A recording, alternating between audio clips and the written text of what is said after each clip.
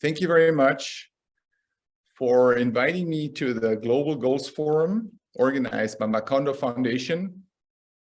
I'm very excited to share some thoughts about Rio plus 30, and I've prepared a short PowerPoint presentation I would like to share with you over the next couple of minutes.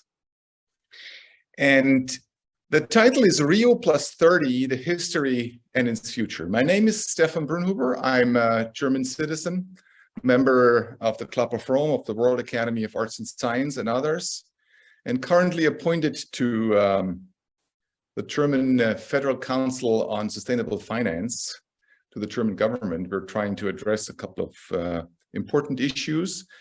But this lecture, I would like to run through you along 6 points. The first one is I would like to give an introduction into where we're coming from, meaning rather the time Rio minus 30. In the second chapter, I would like to outline a timeline we should remember. What have we been doing over the last 30 years? And I would mention that the history we've been experiencing has actually no future. In the third chapter, I will address some scientific findings in biophysical research, and I would demonstrate that we actually haven't paid the bill yet. In the fourth chapter, I will outline some social realities, and I will outline that most of them are still ugly and bad, but we can notice some kind of progress, and it's still better than the past. In the fifth chapter, I would like to outline what's been missing over the last 30 years. And this is where I have my specialty in, and I'm going to speak on the monetary system, which needs to be readjusted. And in the last chapter, I'm trying to conclude my argument. So where are we coming from? If we say Rio plus 30, we can also say Rio minus 30. Rio minus 30 was the time when, for example, in 1972, Silent Spring was published, or the Club of Rome report, Limits to Growth, was published. We are currently celebrating the 50th birthday. You know, Rio minus, the years before Rio started, was a year when the Berlin Wall fell. And we had the Tiananmen Square event. Two historical events actually, that showed that the world interprets completely different. We in the West thought that from now onwards, free market will lead to open societies and democracy. And we're experiencing that's just the opposite is true.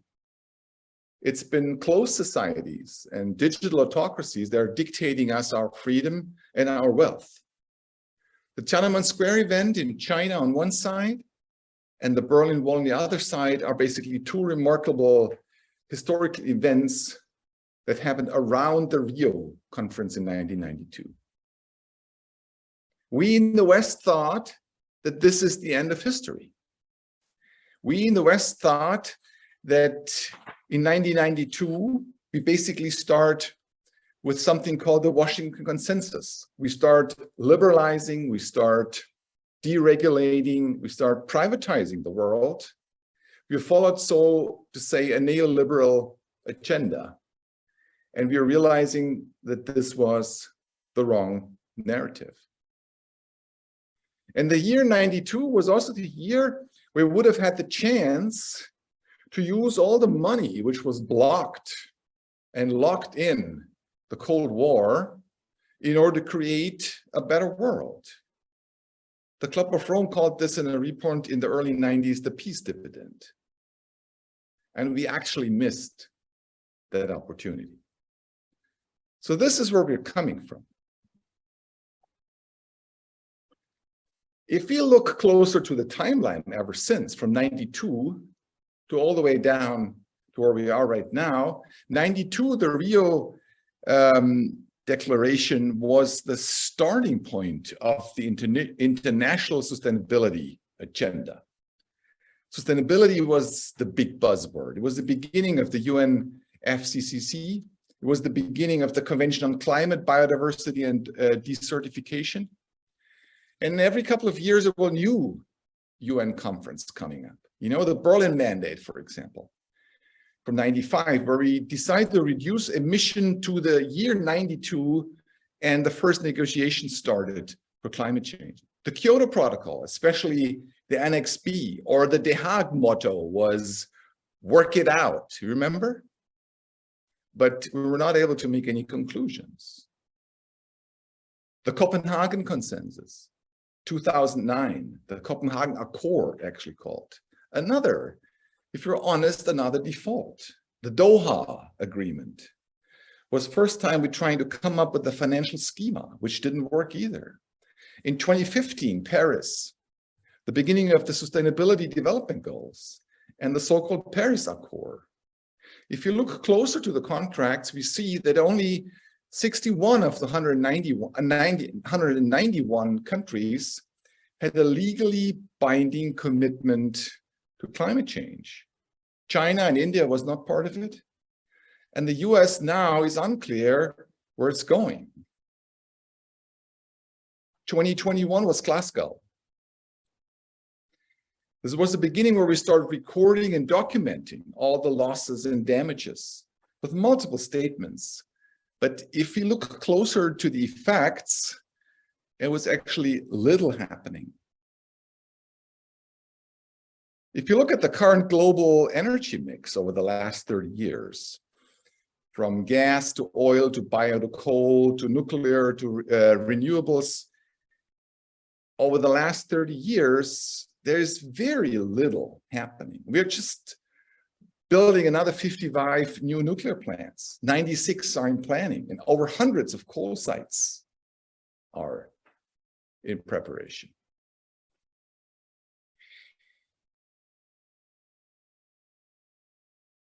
What happened in these 30 years? We had a very, very ambitious agenda. But if you look closer to the data, we were basically non-performing. In particular, if you look at the biophysical realities, we were able to enhance research and development on it. We were able to identify planetary boundaries and multiple additional crises. We were identifying interconnectedness in the area of the Anthropocene, and we were identifying nonlinear tipping points. But we are realizing we are basically losing Earth through multiple feedback loops. And I would like to give you some examples for that. Look at this. This is a timeline on the horizontal line, and on the vertical, the CO2 load of the atmosphere. And what you can see here is basically that, take a look at the last 30 years, there's one all-time peak after the other. From a biophysical perspective, we have not achieved anything measurable so far.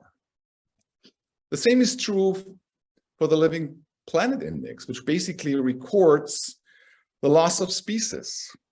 And we take the same look over the same period of the last 30 years, we're still realizing we're losing roughly about one species every 10 minutes. Meaning after this talk, we are going to record about 35 to 40 minutes. We will have lost another 3 to 4 species forever. Look at the development of zoonosis, which were basically one of the causal links of the current pandemic. A substantial exponential increase since 1970, 1980, and we are experiencing about every 4 months another zoonosis happening on the planet, which has the potentials to create another pandemic. So overall, if you look at the biophysical data, we are losing Earth This is the latest publication of the Overshoot Day initiative that demonstrates what that means. Look at Germany, we need 3 times the planet in order to feed us ourselves. But at the same time, we're destroying the planet at the same time. Wackernagel, who is one of the members of the Club of Rome and also author of these findings, told me the other day, you know, Munich is destroying Munich. Germany is destroying Germany. Europe is destroying Europe. So we're not doing good here. But this is just one side of the story. This basically reflects the biophysical reality. And we have to admit that if you measure these findings, we haven't achieved anything. We must admit that we are in a non-performing mode still. But let's have a look on the socioeconomic reality over the last 30 years. We can look what happened in socioeconomic data with regard to the development of the last 30 years. You know, one of the selection advantages of humans is the capacity that we can tell each other stories about the world we believe in, that are able to coordinate huge cohorts of people all over the world. And here we create a lot of good and a lot of ugly stories. And one of the big new clashes we're experiencing since 1992 is the new clash between open societies with the liberal order on one side and digital autocracies on the other.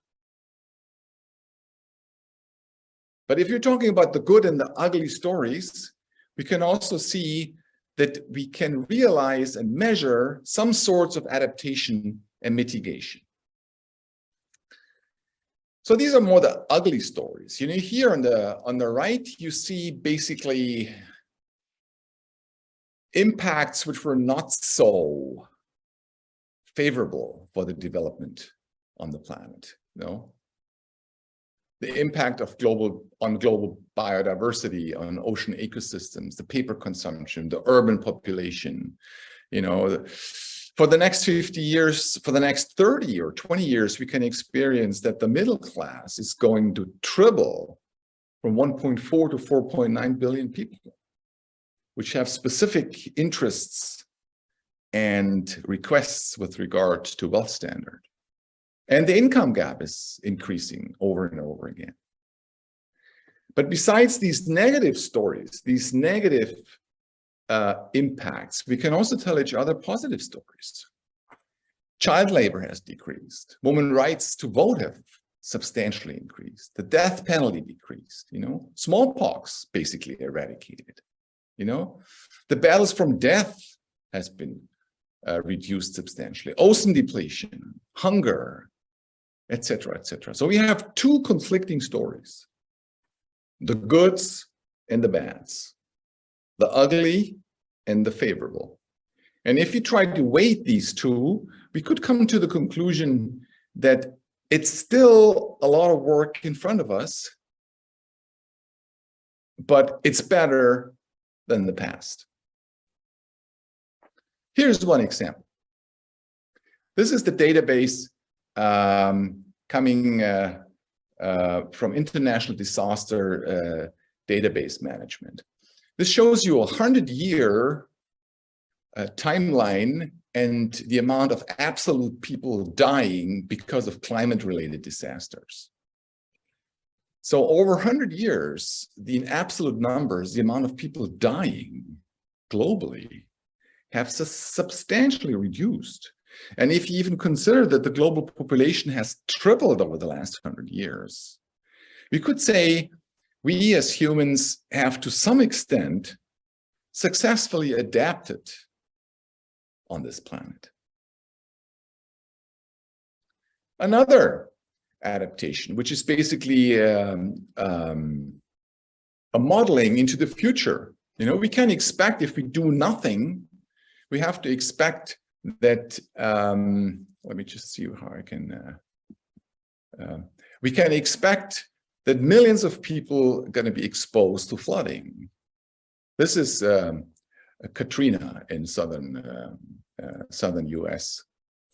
But if we try to adapt with dams, adapt with the better infrastructure, the amount of people at the end of that century who are going to be affected by flooding is going to be substantially lower than of today. So we are successfully adapting to a new environment if we do so. Let's look closer to this graph. You know, I showed you this graph already in the first place over the last 200-300 years, shows the CO2 emission, on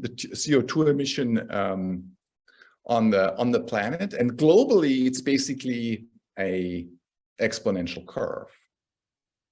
But if you look closer to this same data set, you see that the Americas, United States in specific, and Europe and the Eurozone basically achieved a plateau, meaning we are decoupling. OECD countries are decoupling from the resource consumption.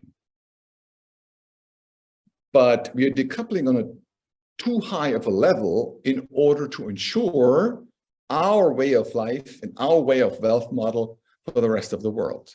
If you look closer to this data, which is published by MIT, Andrew McAfee, it can show you that since 1972, this is actually just 50 years ago, around when the Club of Rome report got published, the GDP rose ever since, but the fundamental in the real economy, like aluminum, nickel, copper, steel, gold, and others, have been, even the water consumption, have been not only relatively decoupled from the GDP, but also decoupled in absolute terms over the last 50 years. So that's the good story. That's an important finding we have to build upon. Here are my first intermediary results. There's still a lot to do, but we're doing better than the past. We create a lot of trade-offs and spillovers between the socioeconomic reality and the ecological reality. And we have to admit, if we continue the way we've been doing it in the past, this history has no future. And you know, there's this saying that we are in a world of multiple crises, one crisis after the other. And I'm not sure whether this picture of the crisis is really helpful.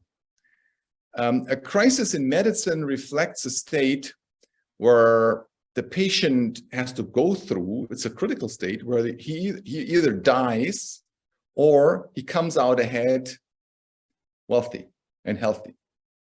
And what I think we are in now is a societal state where we change the form of aggregation. It's like water, which is available in the fluid form, in a liquid form, in a solid form. And every time the state of aggregation is changing, the forms of the molecules interacting with each other is changing. And this change of societal aggregation is something we're experiencing now. And by changing our way we're living together, we're realizing that we set a lot of damage to the planet, to nature, to the next generation, and to the global south, but we haven't paid the bill yet.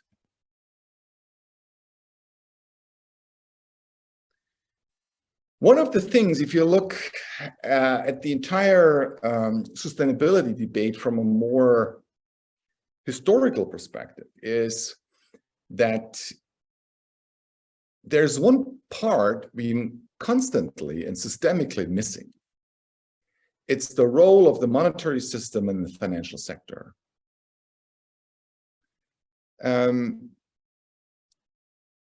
We can talk about governance, we can talk about veggie burgers, about new technology, about riding a bike, about taxing people or offshore places or changing the governance, but we cannot really substantially talk about the role and the incentives of the monetary system itself.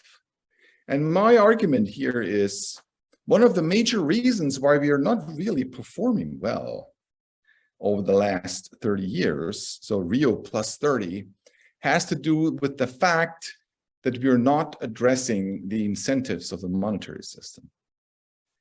We still try to leave the monetary system in a business as usual scenario, meaning we're changing everything, but not the financial and monetary incentives behind it.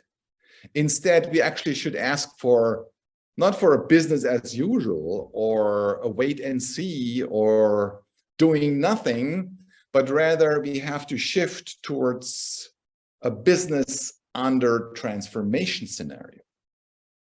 And then we can realize that the money system is not neutral. The money system has a lot of flaws and is probably the missing link towards a common agenda. In this fourth point, I would like to demonstrate that traditionally, finance drives sustainability. Meaning traditionally, the question was always, is there enough money? Otherwise, sustainability is not happening. Is there enough money? Otherwise, overcoming poverty is not happening. If we change this equation around and say it's not about financing drives sustainability, but sustainability drives finance, we suddenly enter completely new territory. We can realize new financial engineerings, almost endless forms of private-public partnerships, of new forms of being engaged with the big institutional investors, the investment funds, the central banks, the Minister of Finances, and the real economy. And my argument is, traditionally, we're trying to finance our common future through what we call an end-of-pipe finance. I'm going to get back to that. If we start upgrading that system, we really have a good chance in order to have a different future. So we were saying that we are living now in a new era where business as usual, the bow scenario, or the wait and see, or the doing nothing scenario is basically far too expensive. We have to shift from bow to but, meaning towards a business and a transformation. And this has to do with the fact that we are now living in a new era. Let's call it the Anthropocene era, you know. And this Anthropocene era means that we are constantly confronted with serious forms of asymmetric shocks, asymmetric wars on energy and food, for example. The impact of climate change with extreme weathers, pandemics, migration shocks. These asymmetric shocks become a new normal. And this requires new forms of adaptation of the society with all these asymmetric shocks and new agreements. And at the bottom line of these new agreements, I'm going to show you is the relation between what is going to be private and what is going to be the commons. What are things which remain private property and what are the things which rather become a public concern?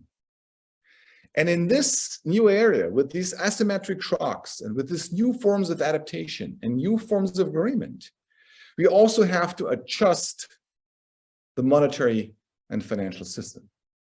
I'm going to show you now in the next couple of slides that one of the major game changers is the shift from a more fiscal policy towards a more monetary policy. So if we take this argument one step further and now look at the entire development over the last years into the future from a monetary and fiscal perspective, we can say that about 2/3 of the UN SDGs are commons. They're not privates, meaning they require, unless we want to privatize the entire world, They require a different form of financial engineering. And we can state that the UN SDGs, and the same is true for the most Green New Deal scenarios in Europe and the US, but exemplified with the UN SDGs, they require about an additional liquidity of 5,000 billion, 5 trillion US dollars, in order to fund and hedge and manage these goals. And it's tricky, you know, because 85 to 90% of the global wealth is privatized already. And it's tricky because 25% of our global economy is actually pulling our global economy towards the shadow, gray and market illicit transactions. And this financing UN SDGs is tricky because within the given value chain, we are generating up to 25% of our GDP on repairing our damage. Nobody really wants it in the first place. So talking about finance and money in this perspective is a tricky thing. You know, global warming will cost us over the next years roughly 2 to 3% of GDP, roughly. That's a lot of money, but it's about half of what you're going to spend on military expenses. And it's not the end of the world, but it's additional liquidity required in a very wise way in order to tackle these goals. So, for example, tackling species losses, we would require 1.5 trillion US dollars globally, additionally, over the next years. And then the natural reserves of 20–25% on that planet are secured. And I just want to remind you that the total bill we paid for the pandemic so far is already 15 trillion US dollars. Meaning, in order to face the next pandemic ahead, we must do much better.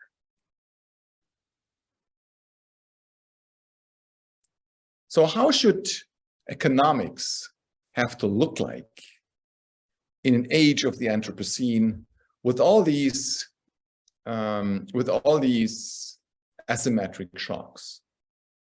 One of the first things we might have to learn is we have to start regionalizing our economy towards more decentralized, circular economy, care-based economies. The second thing we probably have to learn is that we have to become much more resource efficient, where less is more. I showed you the data on the OECD countries. The third aspect is that we have to go into regenerative agriculture, where biodiversity and natural reserves are priorities. We have to learn that an economy is not only based on efficiency, but also on resilience, and the right balance between the two will make the future. From an economic perspective, we might also have to learn to think about new risk assessments, new hedging instruments that helps us to manage, fund, and hedge future risks. Economics in the Anthropocene probably will also mean new rules of the game, where we identify what is common, what is private.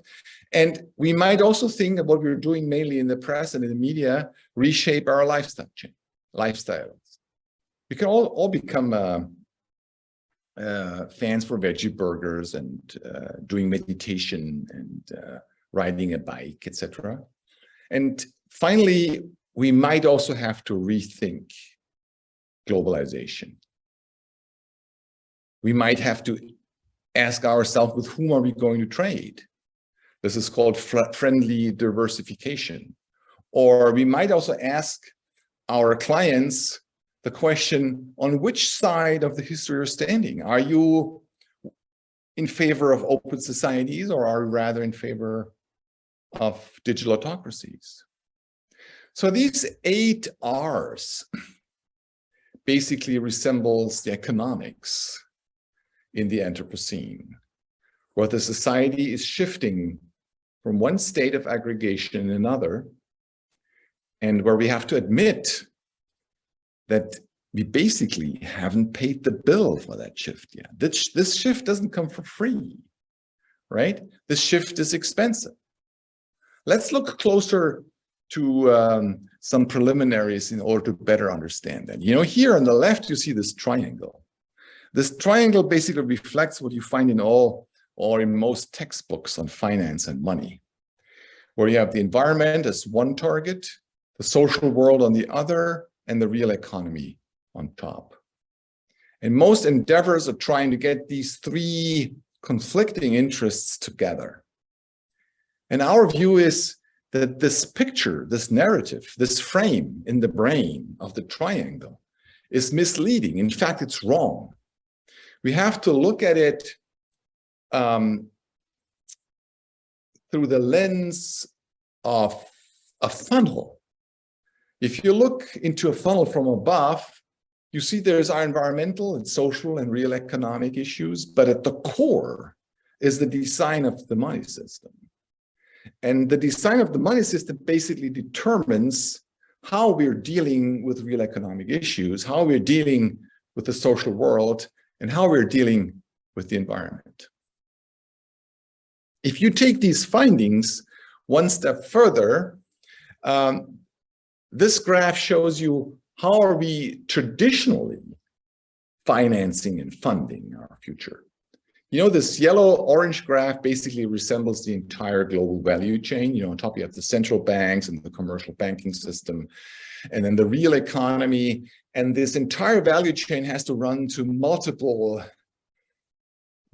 challenges, and creating multiple lock-in effects. Like all the way down, we are creating hazards for species losses. We are creating pandemics. We're creating land degradation. We are creating a big carbon bubble. We are creating a lot of damage in health and nature we have to repair. And at the same time, this value chain is pulled away towards the shadow economy. And because without these 25 to 30% of the shadow economy that feeds into this given fossil-driven value chain, our entire global economy wouldn't function. You know, and at the end of that value chain, it's like an end of pipe. We're trying to tax and fee and use parts of that money for the Green New Deals, the European Green Deal, or the SDGs.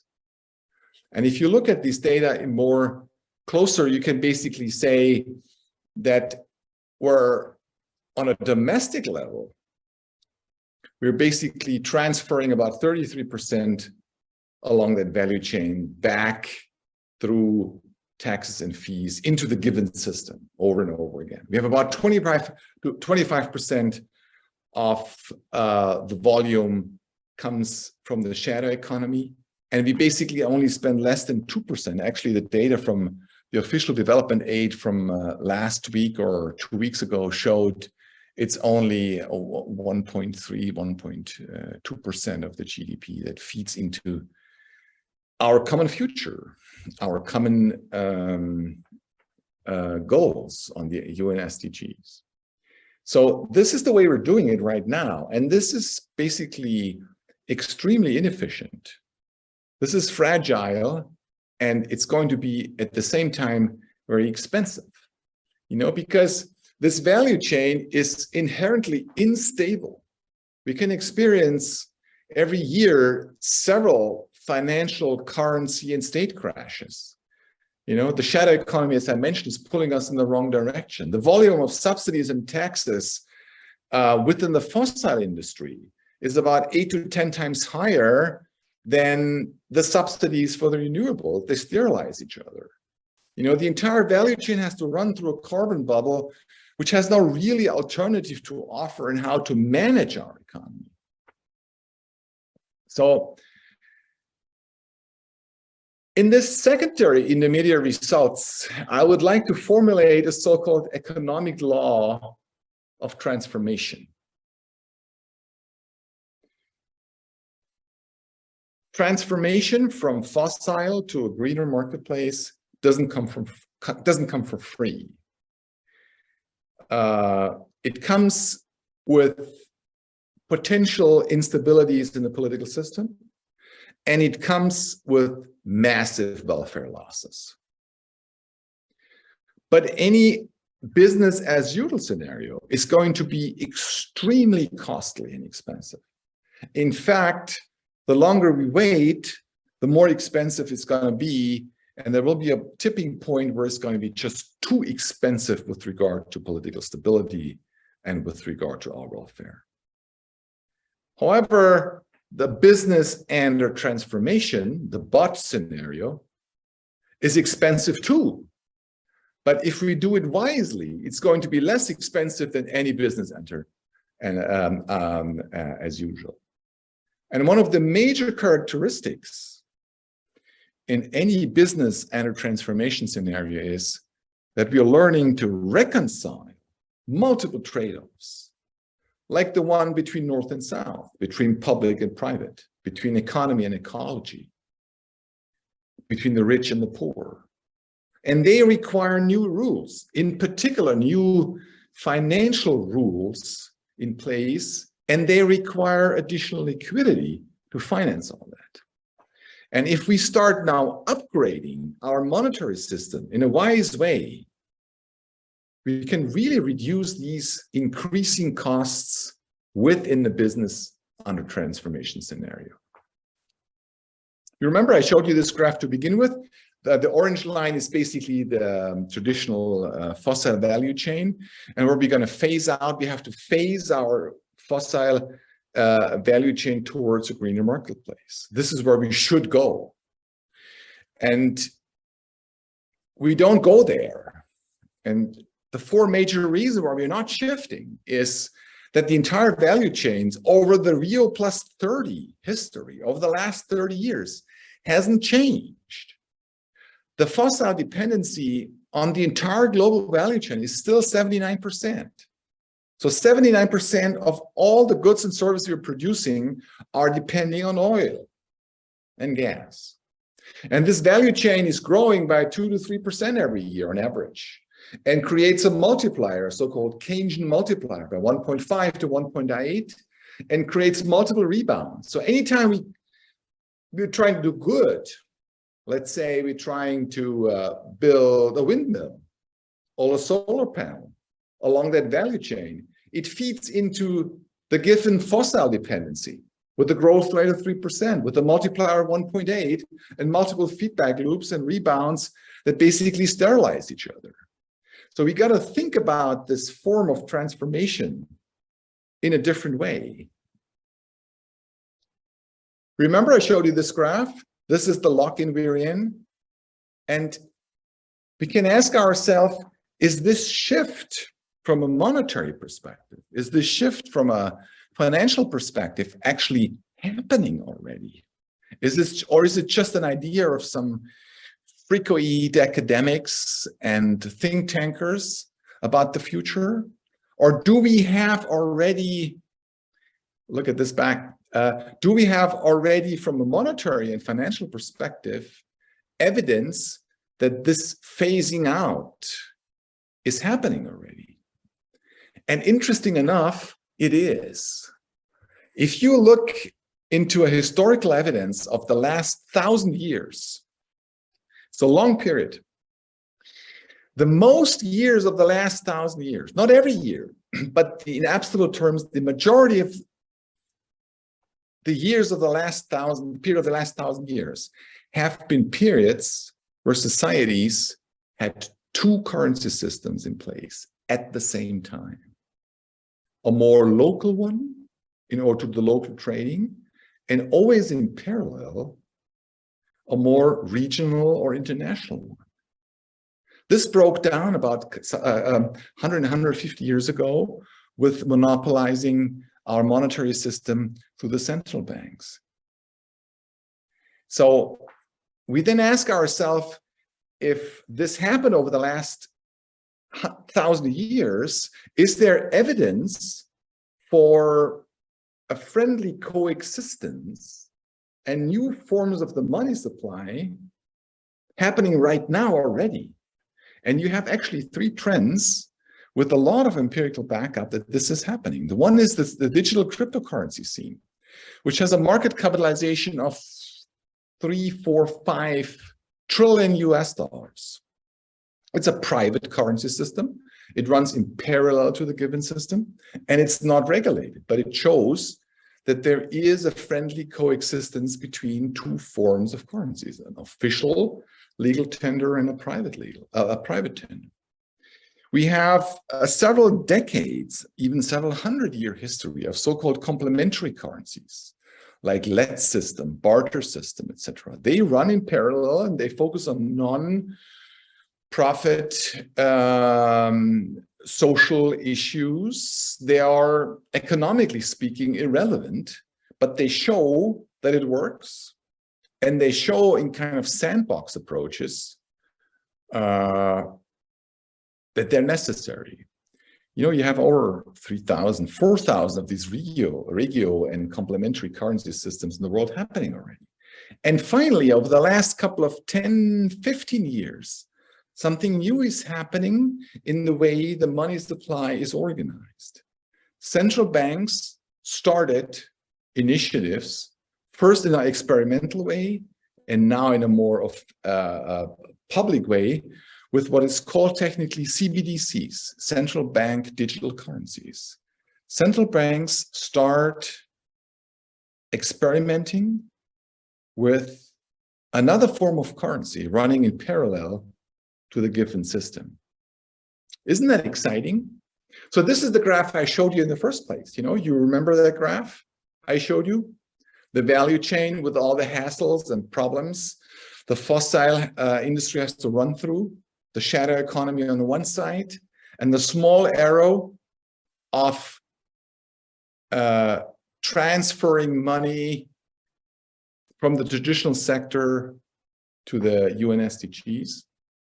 And if you take that argument of a friendly coexistence, and if you take the argument that the money supply is changing now, and if you take the argument that this is happening already with regio money, electronic money, crypto money, and specifically the CBDC money, you can take that argument and say, if we had a regulated additional liquidity conditioned to generate the 5 trillion US dollars necessarily for funding our UN SDGs,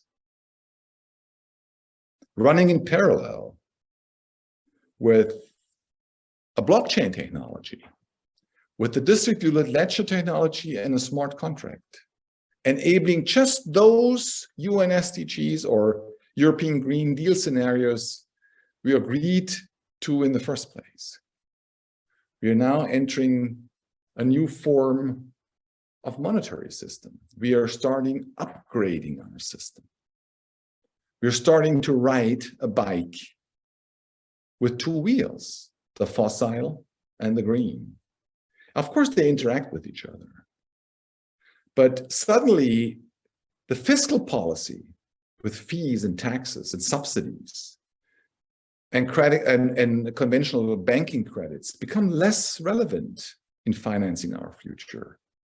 We start considering new forms of monetary assets, new forms of money supply in order to directly or indirectly fund our common future.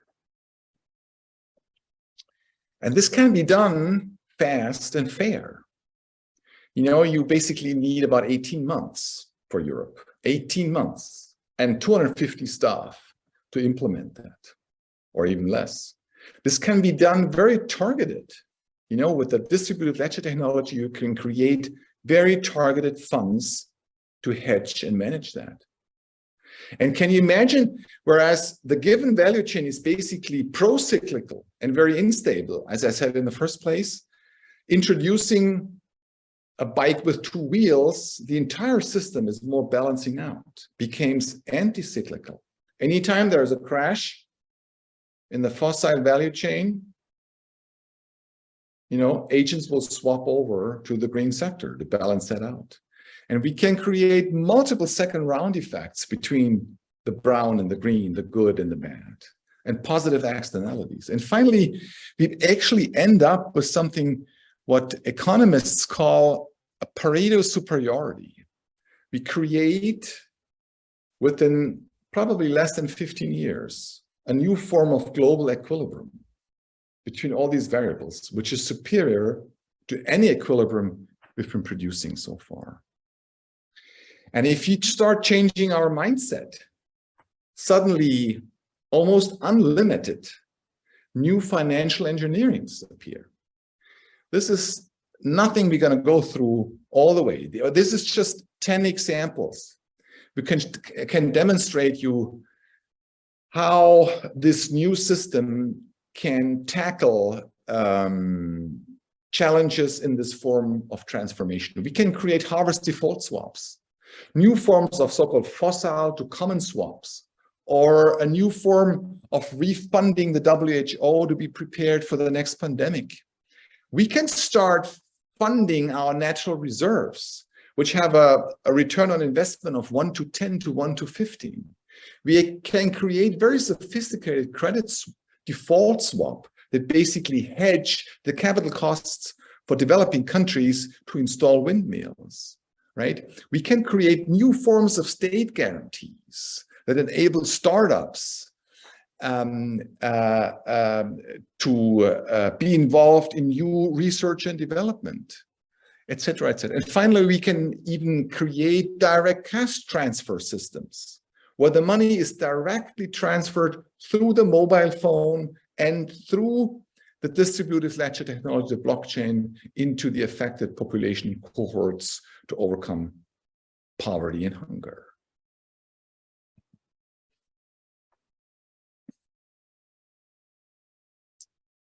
Rio plus 30. I started saying we are non-performing so far with regard to biophysical realities. And I started to saying that we made progress in the socioeconomic reality, but the stories are still ugly and bad, but we did better than the past.